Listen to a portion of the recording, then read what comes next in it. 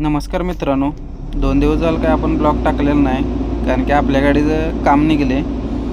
त्यामुळे 2 दिवस झालं गाडी शोरूमला लावून आलो आहे आपण.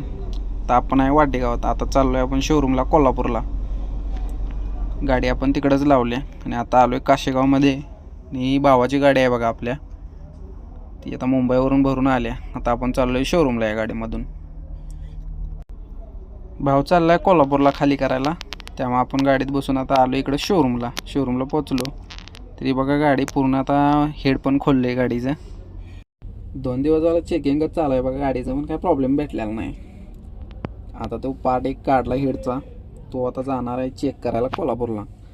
चेक म्हणजे उद्याच जाणार, उद्या चेक करून येईल. त्यानंतर आता काय त्यात प्रॉब्लेम असेल तर ते चेंज करावं लागेल, नाहीतर मग सायलेन्सरचा एक पार्ट असतोय तो एक चेंज करावा लागेल. तो मागवला आहे ऑलरेडी त्यांनी, आज सकाळी आला आहे. 2 दिवस झाला मागवला होता, तो आला आहे. तो टाकून बघतील, झाली तर ठीक, नाही तर मग आता दुसरा प्रॉब्लेम आणि काय चेकिंग चालू होणार. किती दिवस जातील सांगता येत नाही.